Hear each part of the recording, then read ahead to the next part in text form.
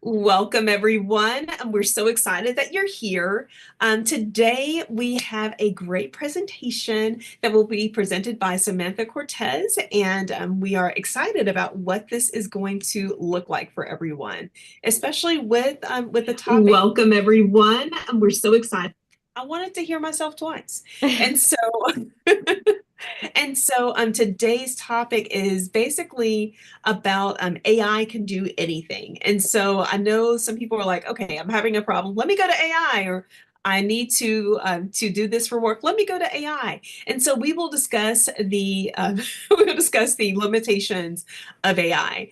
And just as a recap, especially for those of us who are joining us on another platform other than Zoom, I did want to let you guys know that here are the most popular AI tools that we are seeing in the chat so far. And also, please feel free to weigh in, either if you're on Zoom or on Facebook, please feel free to weigh in on the technologies that you will hear in a few moments. ChatGPT, All Nerd, which is a new one for me.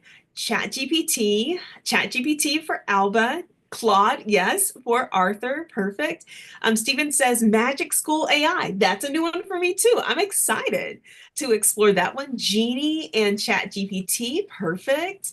Let's see. I don't have one yet, but I've seen the song lyrics generator in action, and that one is creepy. Oh my goodness. Yes, we did that one the other day. That was I'm gonna a take little, you out. and then also Gemini, and we have some more weighing in. So I'm excited. So the next voice that you will hear from is one of our Institute's fellows. And so her name is Samantha Cortez, and she is a student here at Tarleton. But we, within the organization, and I realized that we didn't talk about who is hosting this, but we are based at Tarleton. It's the International Artificial Intelligence and Communication Institute.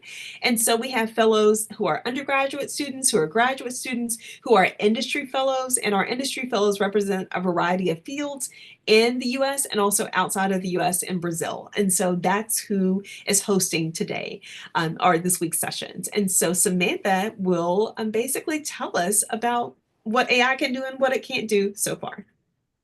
Okay, thank you, Dr. Edwards. So let's talk about some common misconception that AI can do anything. While it's incredibly powerful and can accomplish a lot, it still has its limitations and hasn't quite perfected everything. To show this, I wanted to share a fun video from the YouTube channels AI Fails and Fun. This channel showcases the lighter side of AI blenders with videos on AI generated like rodeo, diving, and figure skating fails.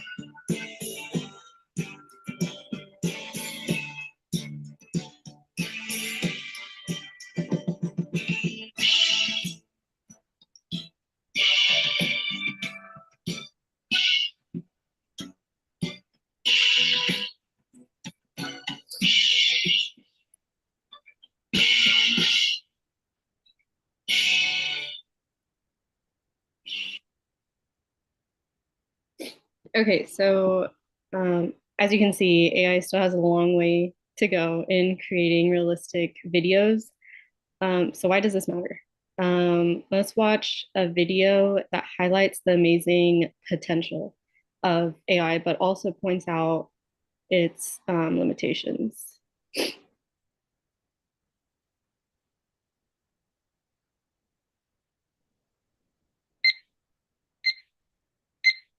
from the moment we wake up to the time we power down.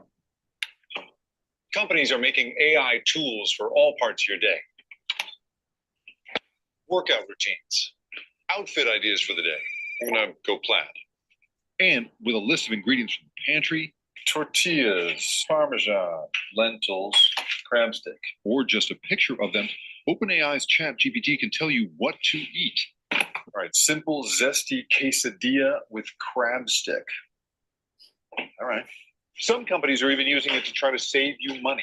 Tell me how much AI has changed things. AI has leveled up what you can do by 10x. Joshua Browder is the founder of Do Not Pay, which has helped people challenge parking tickets and predatory subscription fees for years. Now, the company is sticking AI on your bills. So I am watching a robot on robot battle right now. Exactly. His AI battles an AI customer service agent and then wears down the human one to fight for significant savings. $100. We went from a $20 discount to a $100 discount in seconds. Even as the creator of the technology, sometimes I'm surprised. I'm surprised by how well this is going. The same system can even fight medical bills. We saved a consumer $8,000 yesterday. But this is not an all-knowing answer machine.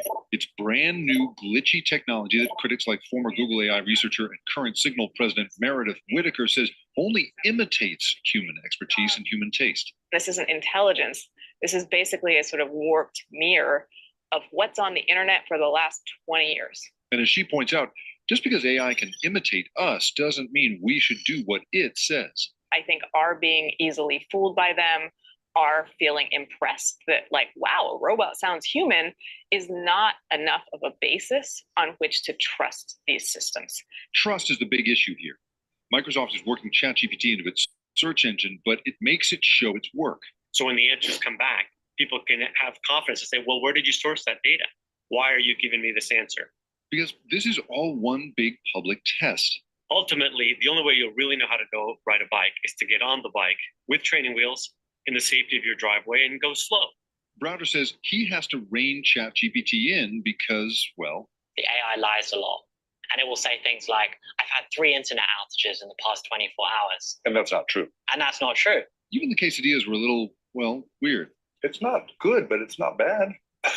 AI is about to speed up what we can get done in a day. But living with AI isn't just an experiment for us. It's an experiment on us as well.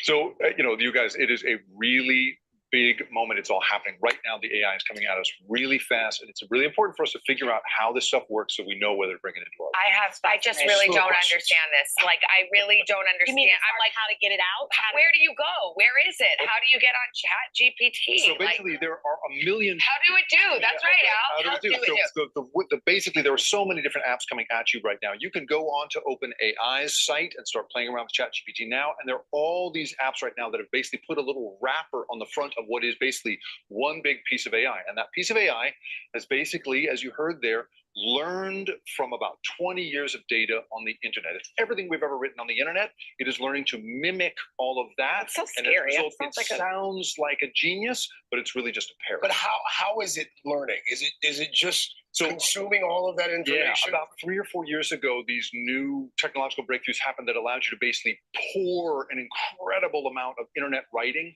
through it. So it would pick up the patterns in it and say, oh, when someone says this, they tend to go on to say this. And that is why this thing behaves in such weird ways. It's algorithmic. It's very, very smart on very, very specific topics. But then it gets weird once you start getting deep into playing around. So it makes sense that you can. I was asking Savannah during your piece. I thought, okay, so if my kids have an essay, or if a kid has a college entrance essay, high school entrance essay. Oh yeah, it'll bang that out in seconds, in under. And they don't have to write any it. of those things. That's right. In theory, they don't have to write it. Now, it's important for any kid watching this right now and their parents to know that there's also software that a teacher will use that will show them, that will recognize that that has happened. So you shouldn't necessarily get into that. The bigger thing here, right, is just that, like, what part of our lives are we ready to let this thing into? Now, it can suggest recipes for you, no problem. But Google is currently working on a system that would begin giving you medical advice. Are we ready for that world? And by their own estimation, they say it is sometimes incredibly reliable, but there are some areas of bias and other pieces of factual information where it's not as accurate. So it's just a big experiment on all of us happening right now. On the medical piece, though, is it true that there's AI that is either currently capable or soon to be capable of telling a person that they have cancer? Well, so that is one of the things that AI can be great at, right? So one thing that I think about in thinking about the stuff, writing a book about it, so forth, is it's great at really specific tasks. So one of those tasks, for instance, is if you show it a picture of a mole on my back, it is great at predicting whether or not that mole is going to turn into skin cancer or not, because it's been trained on a million photographs of other things. It's in fact better than humans are at doing that thing.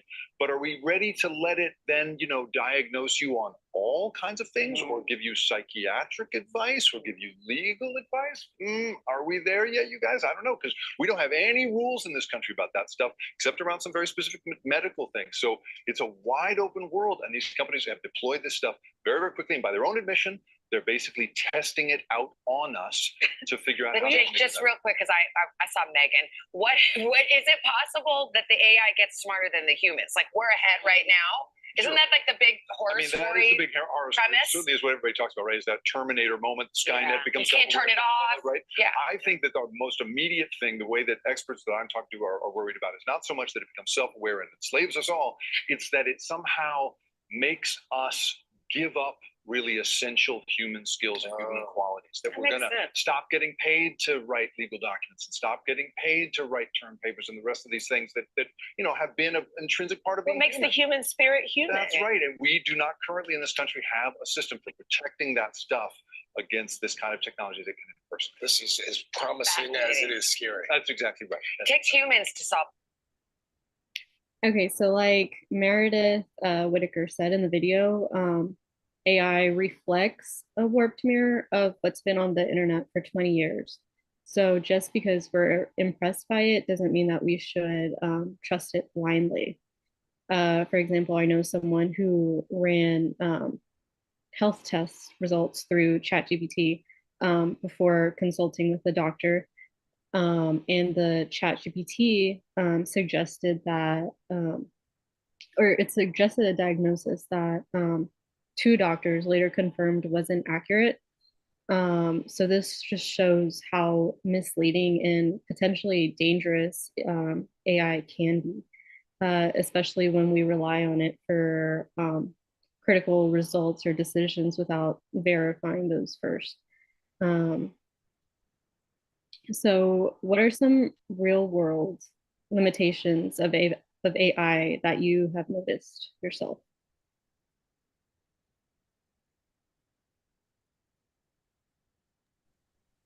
I definitely, in the past have used ChatGPT to kind of help me. I think all of us kind of sometimes use it as a guiding hand, not necessarily for anything else. But there was a time where I read a book and I really wanted to know if the author had another book that had similar themes in it and stuff like that. So I was like, oh, and ChatGPT was new around this time. So I was like, I'll try that just to see what happens. And I asked it, what kind of does this author have another book that's kind of similar themes or something like this to this book? And it told me, yes, it's this book. And then when I asked it for more detail, it went, no, never mind. I was wrong. It's not that book, it's this book. And then I asked it again and it was like, no, I was wrong again. It's this one. And it was just a continuous cycle of that. So imagine if I had asked it something that's really important. Yeah. And it just was wrong, and it didn't tell me it was wrong until I asked for more detail. Yeah. And it's kind of, it's very like intelligent, but I think it can also be dangerous, like with kids who don't really know how AI works or where it gets its data from. And I think that in the wrong hands, it could be incredibly dangerous. And I think we've seen this recently, where a child took his life after speaking to an AI character. That was like in the news a couple weeks ago. So I think it's definitely something that needs to be discussed more and researched.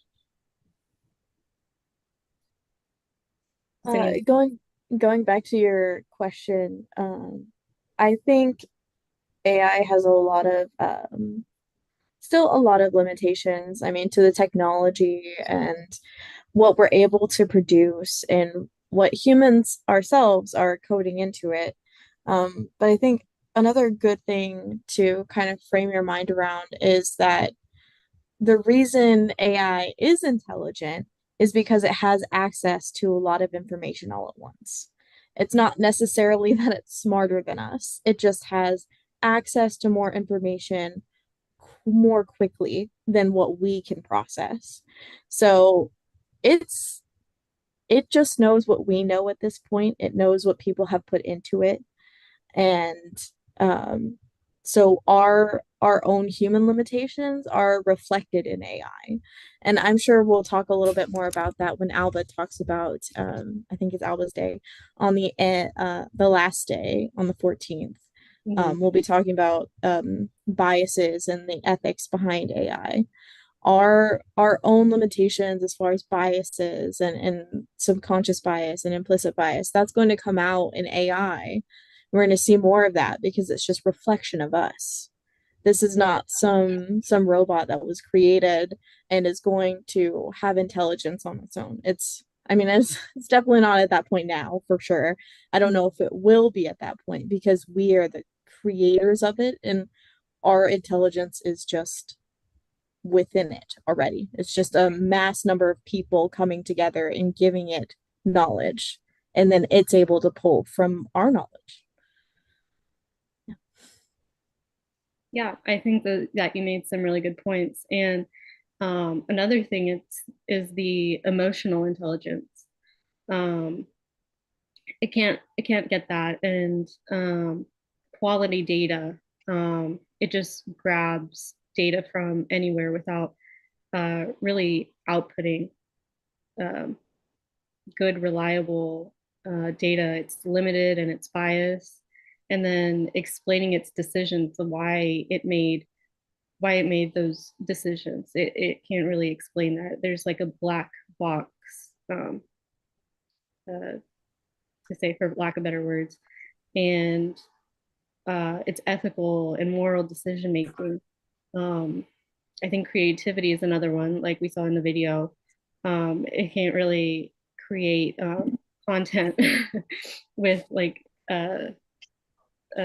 genuineness. Um, and we can also see that when it creates photos, like the hands, it can't create hands well. You know, Samantha, adding on, I agree the AI access a lot of information online, but at the same time, it does analyze the information and it adds like a database statistics filter. Myself, I've used a lot of Gemini. I noticed the secret sauce is how you prompt those questions. And yesterday, I have a situation that I feel biased on it, and I ask AI. I'll give you plenty of details, and the answer came out the two different perspectives, like what he agreed that I have reason to concern, and what he doesn't agree I not have to reason to concern. And I was like, wow, this is not just he's Google it, he's gotta analyze the problem. And that's what it comes with the generative AI knowledge, which is like he start building certain things after he learned. And I see a lot of like new post jobs on Indeed and even other platforms asking for people to actually teach certain skills to AI. So how you gonna be a AI programmer in which you're gonna know how to code and teaching like, and this is the situation, you should go this way. So he's starting like a set of rules. But again, like those unless those rules are like close it down to it has to be rule or it's gonna come out error when you code. It will be something that at some point AI can come out, you know what I mean? Like Right. in changing. I mean, a year ago was a testing from Microsoft. They create a chatbot because a chatbot is just something that answer questions that you ask, and it goes to a database and it just give you the plain question.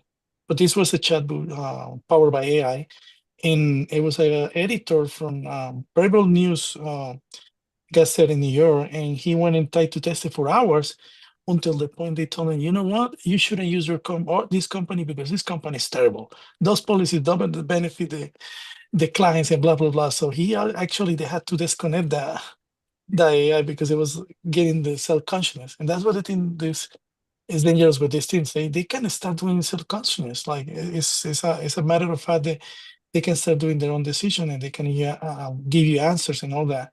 So I think that it pulls information, but at the same time, I think it's getting to that point. Again, it's not that advanced at this point, but it could be like that advanced at some Right. point.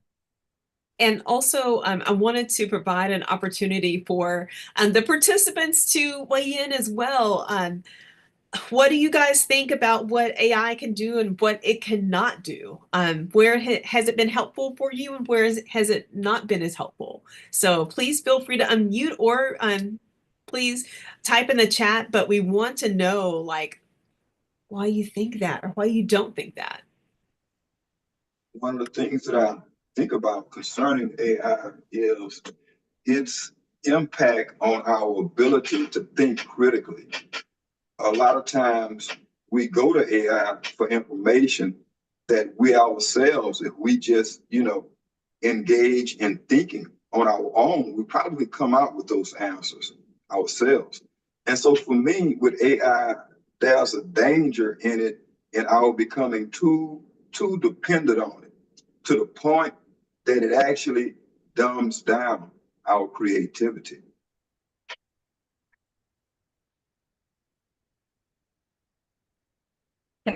Can I add to this? Mhm. So, there were two things. First, this morning, I booked a hotel room and I got immediately directed to a salesperson who was trying to pitch extra stuff. And I asked them if they were human or not after yesterday's class. So they assured me they were human. And then I told them I wasn't interested.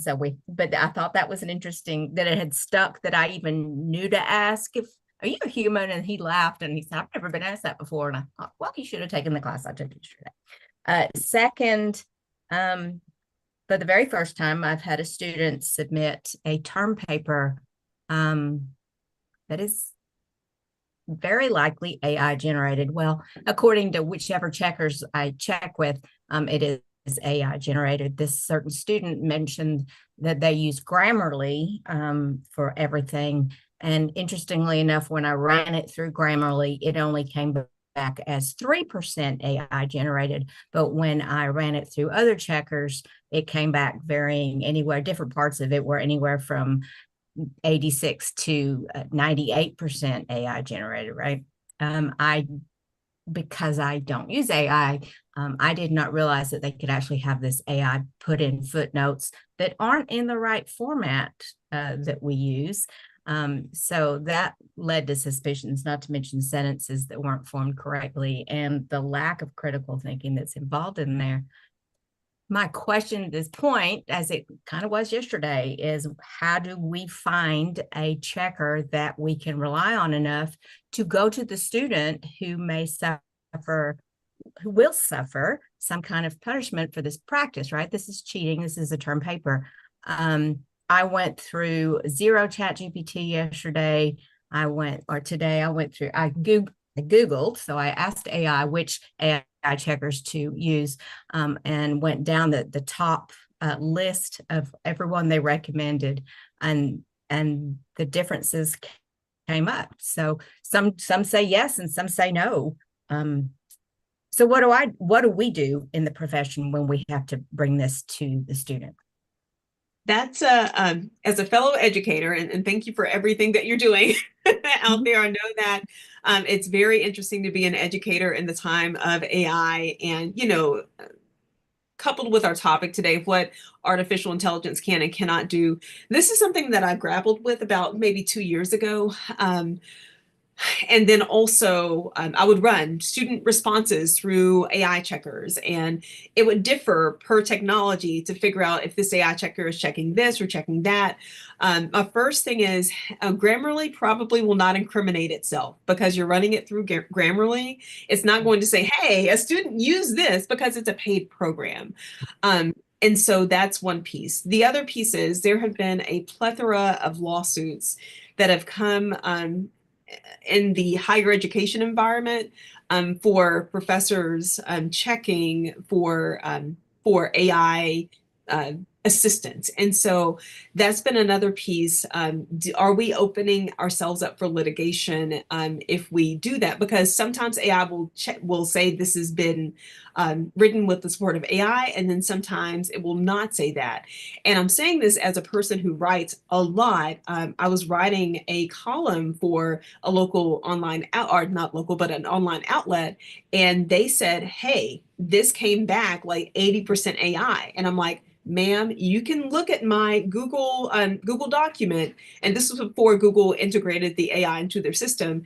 They it said that had when I typed it, where the keystrokes were, like everything. And so AI checkers, no matter what they are, they can be incorrect and wrong. And so as a educator, I just don't want to open myself up for litigation and a tit for tat kind of thing. Um, so in that scenario. So I'm saying all that to say, um, we're in a very interesting time. And so the next piece that I will bring up is Grammarly. So I look at workforce data. And so a majority of the larger workforces that we have in Texas are incorporating Grammarly into what they want employees to use. So I've come up with the strategy in my head, and not that it's correct or incorrect, but how can we prepare our students for the workforce? So if they're not going to college, or if they're going through college and going to the workforce, how can we best prepare them for their life after their educational experience? And so I and our students use Grammarly.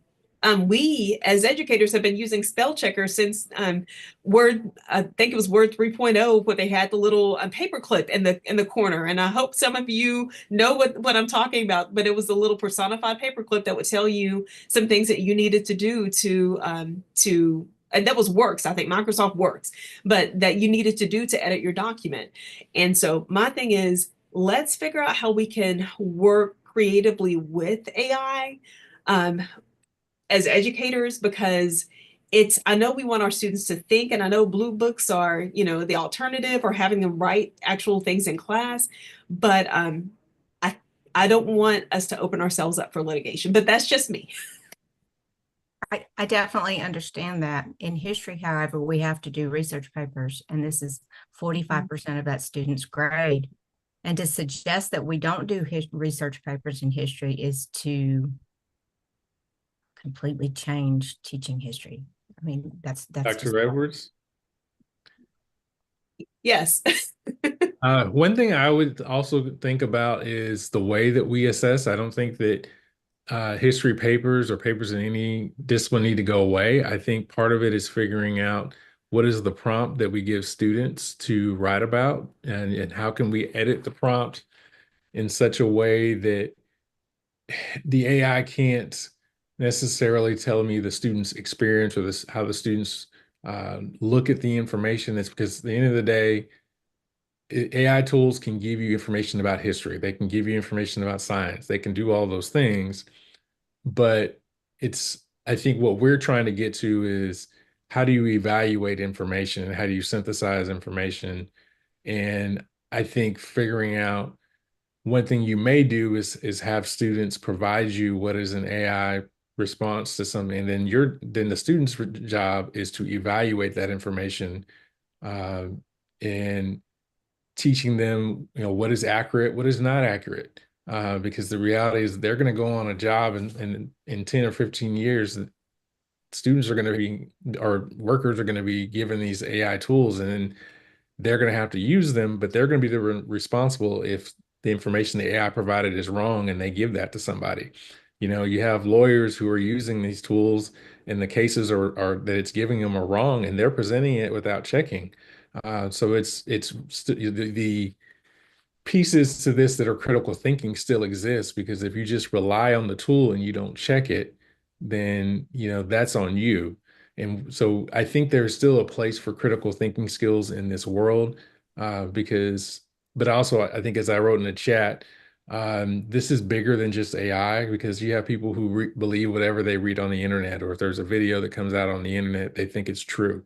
And I think we got to teach people how to verify information and how to respond to it and react to it in a way that still uses their brain in this world. So I've got to jump in because I'm biting my tongue a little bit. I've done some psychometric testing with new hires for about 15 years. And I have watched kids coming out of school, college, whose writing skill has diminished over those 15 years. Mechanical reasoning has gone out the door. It's plummeted in that time. And it's been a slow, gradual decline. I taught for just a short period college classes, and I was appalled at the writing skills of high school students coming into college, because I used to have to write with pen and paper. But then I realized these kids probably aren't writing with pen and paper anymore, when they're no longer having to learn cursive or that sort of thing.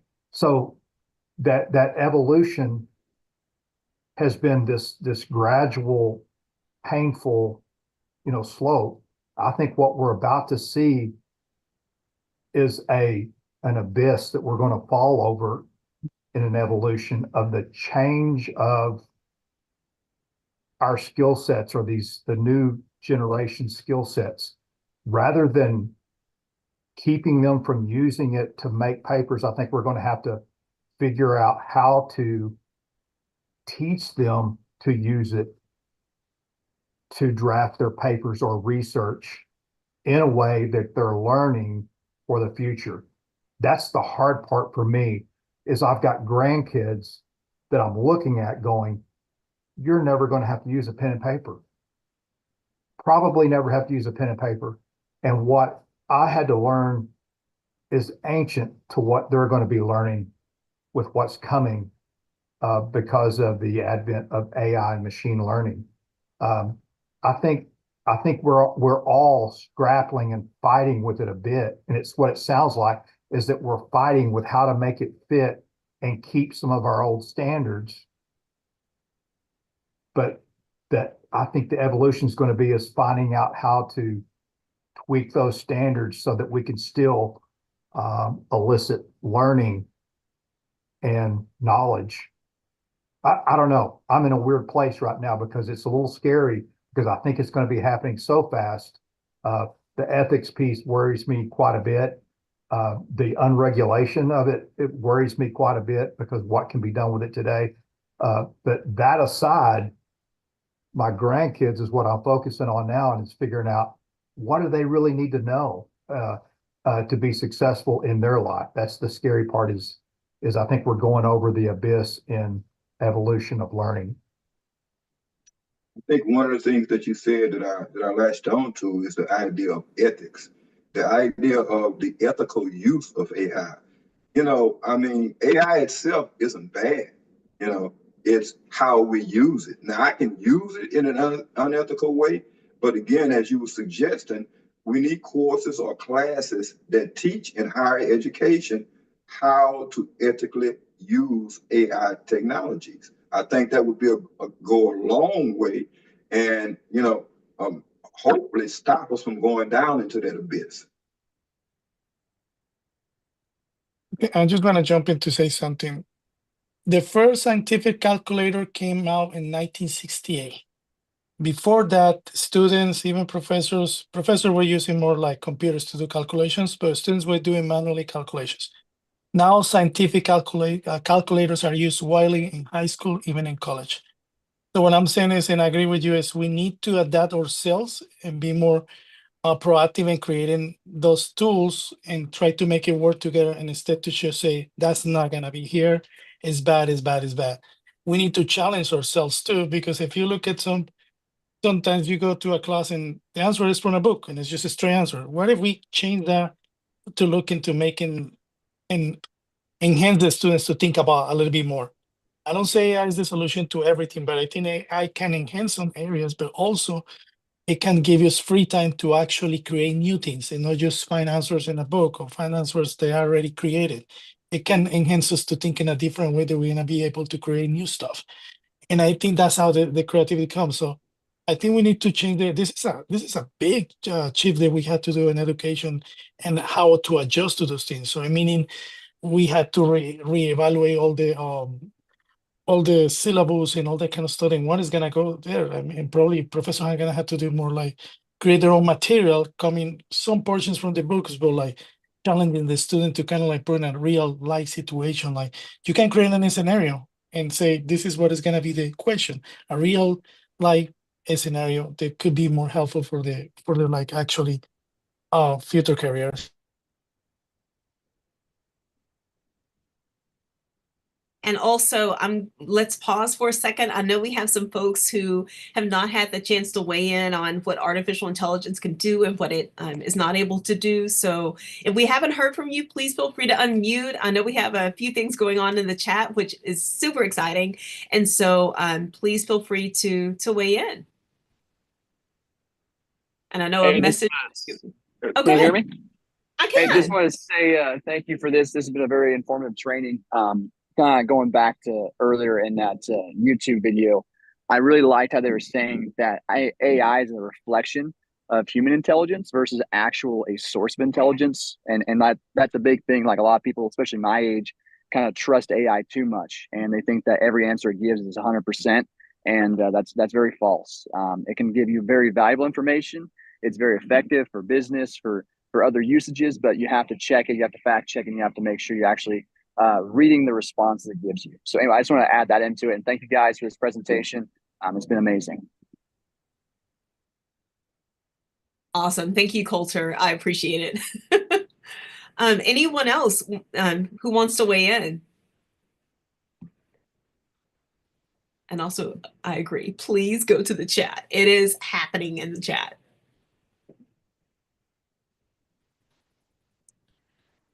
So please feel free to weigh in on how you use AI like on a day-to-day basis. So I know that a few of us have used AI for, doing stuff for family or doing stuff for work. So I'm going back to our poll question from earlier. A lot of people think that AI will change healthcare. Let's talk about that. And I know the time is drawing near, but what are some ways that AI can help in the healthcare sector or in the work sector?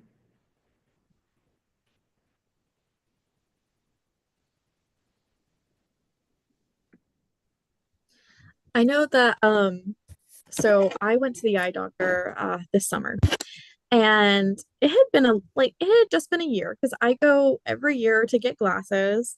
My eyes are pretty bad, but this was the first time I went in Granbury. This was a new to eye doctor, and I went in and I had, the typical test run where you like sit in front of the things and they blow things in your eye, etc.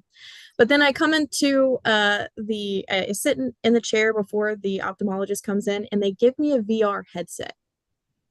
And I put it on and I follow the steps that the AI in the headset tells me to do. And they learned that I actually have I'm forgetting the name of it now, but the alignment of my eyes is off. So that actually affects my prescription and the different types of lenses that I should be wearing to decrease headaches and help with my vision. And that I one had never tried a VR headset before. That was new for me, very exciting. But it also helped the ophthalmologist diagnose me with something. So that it's already happening and just going to the eye doctor, and it helped show them that I needed different types of lenses, even though at my age it wasn't something that they foresee at this point in time. So I think that is helpful, and I think it will just keep going and helping physicians see new things that they weren't able to before. No pun intended, right? Actually, it wasn't. I'm glad that it happened though. We signed up the our community health paramedics to start using something called Hippocratic AI. It's a it's kind of like a virtual uh, visit or education so that we can help teach the community some health to manage their health care. But Hippocratic AI is fairly new, and we're trying to see if we can find a fit for it in our EMS service for preventive care for some of our community.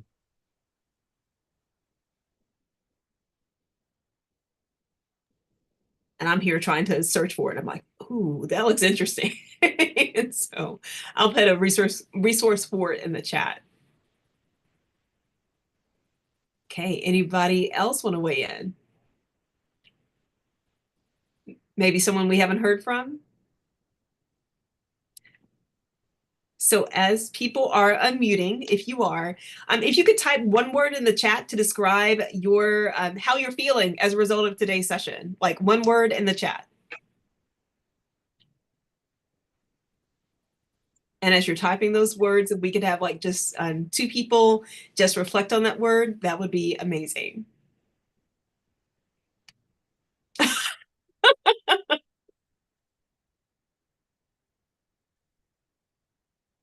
Ooh.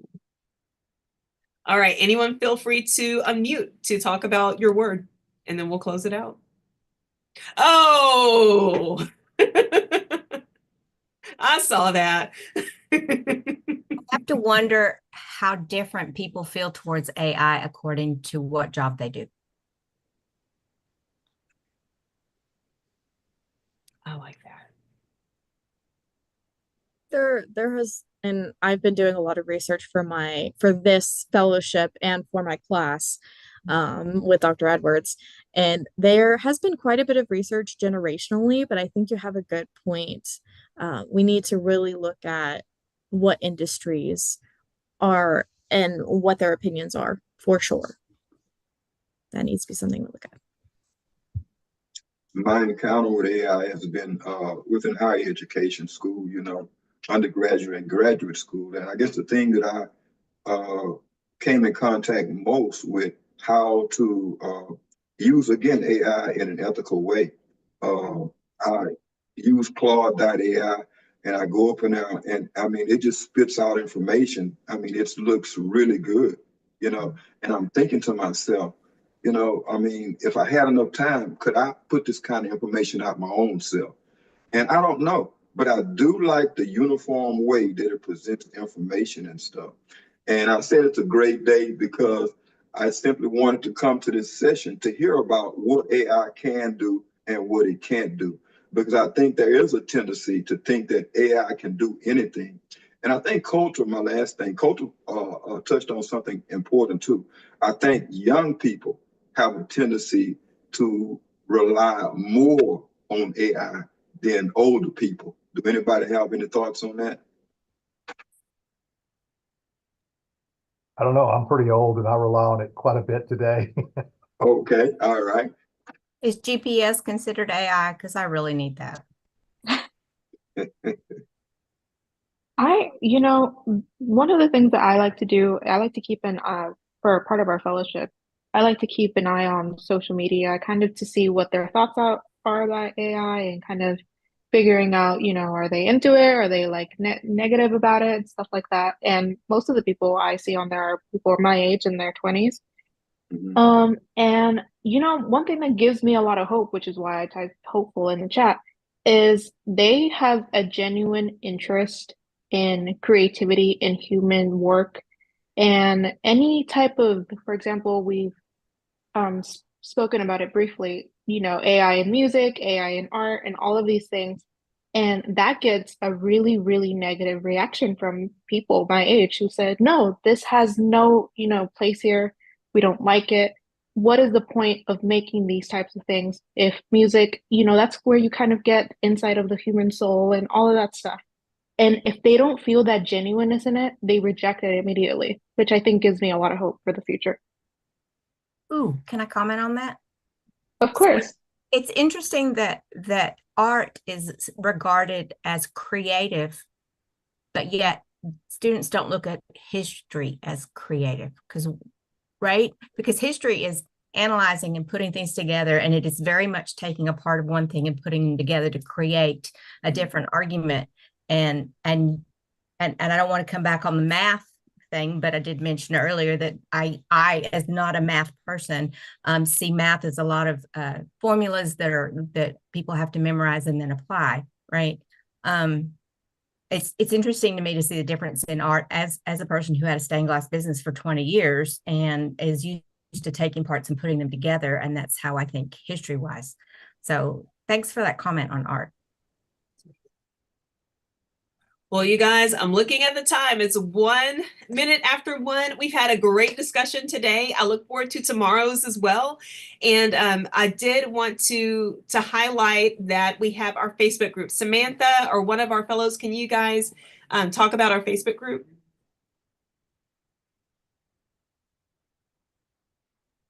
I can share.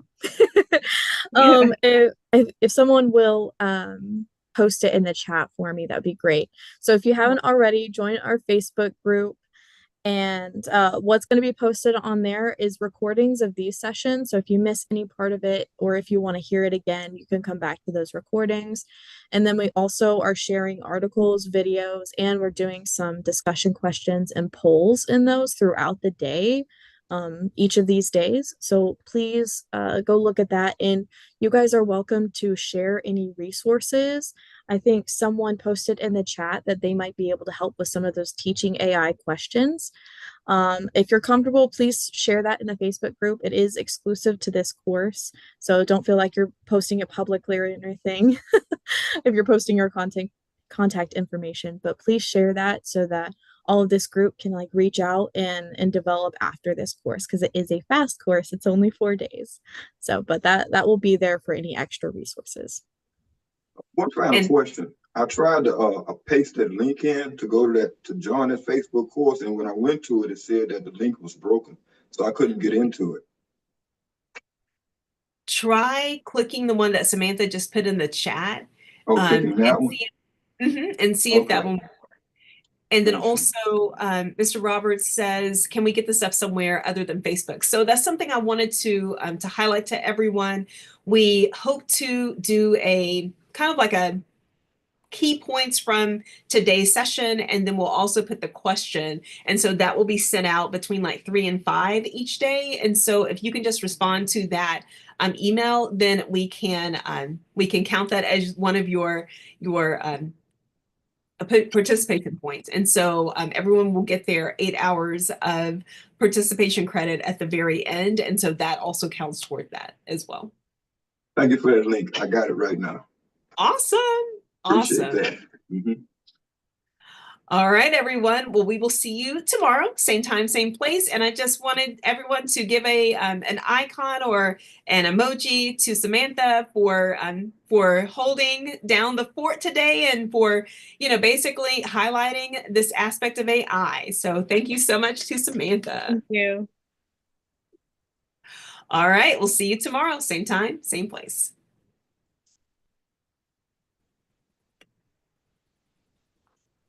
Jennifer, did you see my question?